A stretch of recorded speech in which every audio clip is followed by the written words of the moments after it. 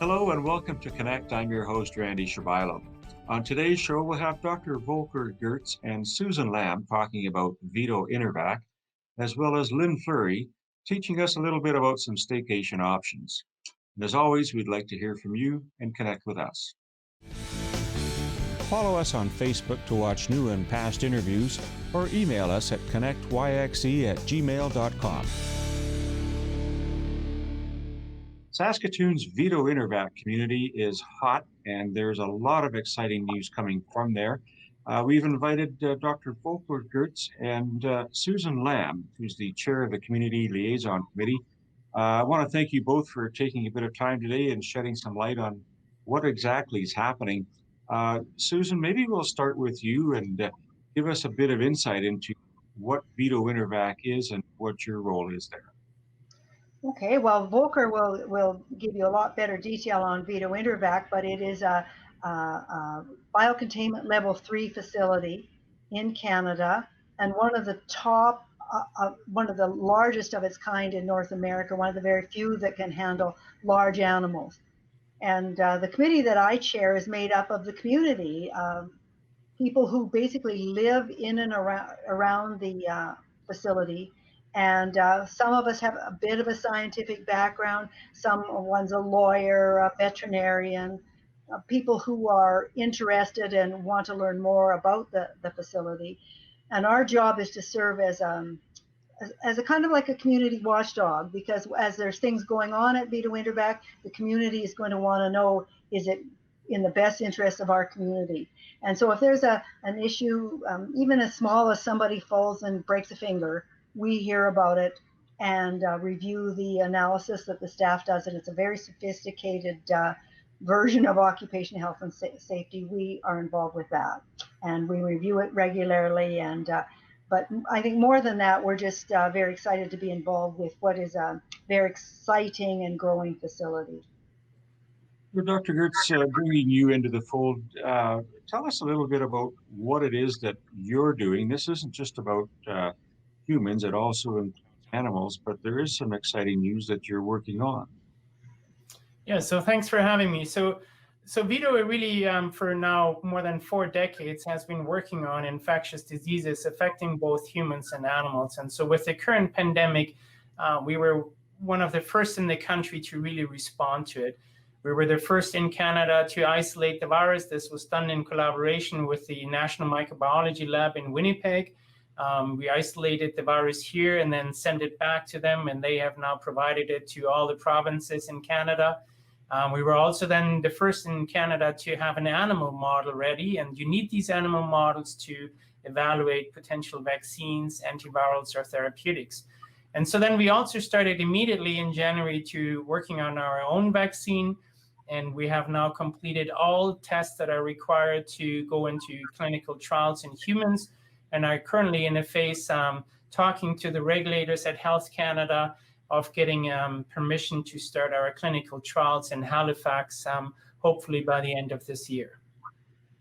What exactly does that mean in terms of a timeline? I guess everyone's working diligently as fast as they can and practicing everything that they know and advance this science on this disease.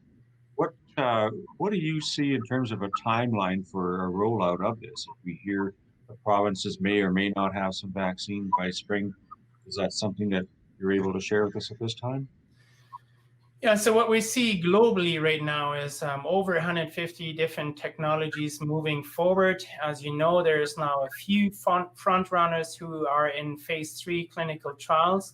And so what that means is there is 3 phases to this clinical testing in humans, which can only start after you've completed all your safety assessment in animals. And so a phase 1 trial is really looking at smaller groups of volunteers. There you specifically look only at any unwanted reactions to the vaccine. So you're really assessing the safety of it. Phase 2 then is hundreds of volunteers, and you're looking at both safety as well as looking at the immune response you're getting in them. And then if the data is sufficient, you can go into a phase 3 trial, which is now in tens of thousands of volunteers. And it's out in the field and just in the population. And you really ask the question, how well does the vaccine work out there in the face of a disease.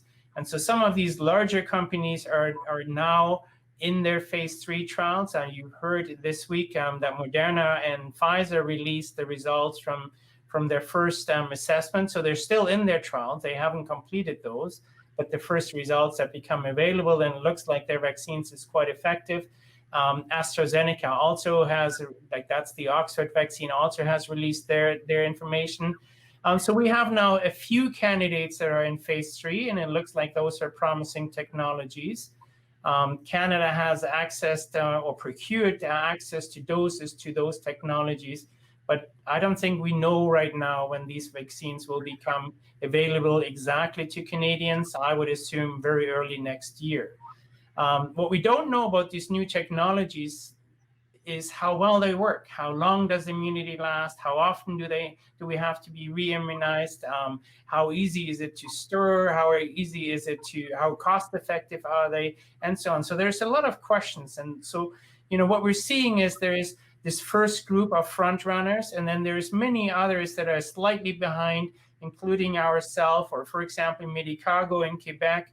And I would predict that in the second group of vaccines, we might even see some vaccines that might even work a little better than what we see in this first group. But in the long term, I think for Canada, what is important is that we can ensure that Canadians have access to vaccines in a sustainable future. And this is, I think, where Medicago, ourselves, and others will play a role. Susan, let me bring you back to the community at this table at the board. I don't think, myself included, a lot of us really grasp the enormity of what we have in our city and what's happening in this facility. What are the plans going forward in the next little while that you can share with us in terms of the building and expansion and attraction of capital for this? Well, the big thing that's happening right now, of course, is the building of the manufacturing facility. And, the issue is that you really can't develop your own vaccine quickly if you have to depend on somebody else to purify it and make it into a vaccine that can go into the arms of people and animals at the end stages. Right now, we're dependent on other countries. Canada has no vaccine capability, even for small amounts for research. So we got 3 million, I believe it was, in 2018. And in February of this year, another, and Volker can correct me, maybe 12 or so million to develop this manufacturing facility. And that work is underway as we speak. But it is not simple. You can't just have workers sort of trotting through the labs to get to where the new facility is going to be. It has to be sealed off. And the work has to be done, and then it has to meet the best manufacturing practices. So it doesn't just happen overnight. Once it's done, it has to be tested and tested and tested, because these things have to be perfect. So it's happening, and it's really exciting. And in the next many months, we will see that online. It likely will be too late for it will be too late for this vaccine, but it's a good lesson, and we will be ready for the next one. And Canada will be in much better shape when the next pandemic comes. And if there's one thing people should take away, is there will be another pandemic. I hear different numbers, but it's about every 18 months or more that an animal disease passes to humans. Some of them we hardly see. Some, like MERS and SARS, maybe we see a bit. And some like COVID are tremendously damaging to the world economy. And we have to do everything to be sure that we're prepared for that, so it doesn't happen again. Dr. Gerdts, what does that mean for Saskatoon and Canada? This sounds to me like we're on the threshold of a national front stage, if you will, of Saskatoon leading this for a pandemic center. Is that what I would refer to it as? And where do you see this happening? Yeah, so we already operate Canada's largest high containment infrastructure. As Susan mentioned, we're building now the manufacturing facility, and so we will have capacity to make these vaccines here in-house. we really can take on a leadership role, become a national center that particularly can focus on these emerging diseases as they emerge from animals and then jump into humans, or sometimes it's actually the other way as well. So VIDO-InterVac has a track record in working with these animal diseases, zoonotic infections. So those are infections that jump from one species into another.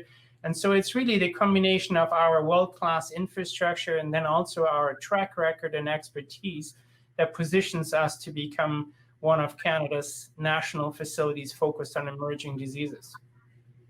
With your presentation with Mr. Richardson, City Council's, their Governance and Priorities Committee, what exactly are you looking for the city to do that we can advance this and help get us to the front of the line? Yeah, so right now we're going to every government level. So federal in Ottawa, we have already received commitment from the province, the provincial government to support this financially. And the presentation to City Council was really to get support at the municipal level as well.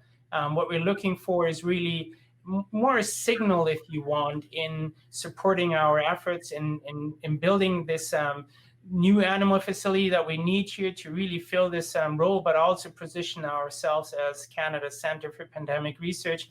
It is very important when you talk to, at the federal level, to politicians, to senior bureaucrats and government officials, that you can demonstrate that you have support not only from the provincial government, but also at the municipal level. And so we also launched a fundraising campaign right now where we're talking to some of the wealthier individuals in Western Canada to become influencers and supporters of this initiative, so that we can really bring in private, corporate, and government all together in supporting this vision. Gosh, it's just true to the vision of both of you, and thank you for all the work that you're doing in keeping our city and the world population safe. I want to thank you both for taking some time today and educating us on that, and best of luck. I hope this all comes together really fast. Thanks very much. Thanks, Randy.